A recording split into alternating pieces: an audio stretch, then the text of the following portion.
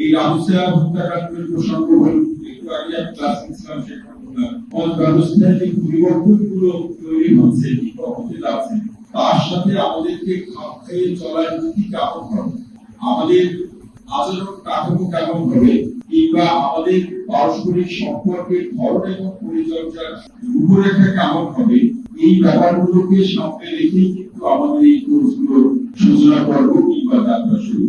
আমি শুরু করে আপনাদের সাথে সাক্ষাৎ কিংবা এই একাডেমিক পরিমণ্ডল থেকে সাজানো প্রয়াস আমাদের পক্ষ থেকে গ্রহণ করা।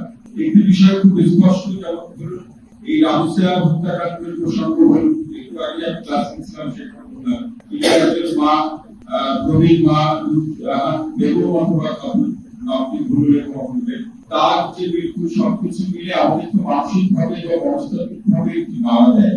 এখন এই বাংলাদেশের সমাজ ব্যবস্থা কিংবা রাষ্ট্র ব্যবস্থায় আমরা আসলে যে মূল্যবোধের কথা আলাপ আলোচনায় আমরা বলি, আমরা নীতি নৈতিকতার ক্ষেত্রে বলি, আমরা সিদ্ধান্ত বা কর্মসূচি গ্রহণের প্রসঙ্গে যে বলি, এই প্রসঙ্গে বৈশ্বিকভাবে দেশ হিসাবে আলোচনার ইন্ডেক্সে বাংলাদেশ সবার এগিয়ে থাকবে। অন্ততপক্ষে 1 থেকে 5 এর মধ্যে থাকবে, সেটা আমরা প্রত্যাশা করতে পারি। কিন্তু আমাদের যে গৃহীত ব্যবস্থা, আমাদের পরিবর্তনের প্রেক্ষাপটে যে করণীয়, সেই করণীয় সূত্র ধরে যে বাস্তবতা, যে কর্মসূচি, যে নীতি নৈতিকতার আয়োজনগুলো রাষ্ট্রীয় পর্যায়ে বা সমাজ বাস্তবতায় গ্রহণ করা হয়, তার যে ইমপ্লিমেন্টেশন ইন্ডেক্সে আমাদের অবস্থান কিন্তু মাইনাস ছিল।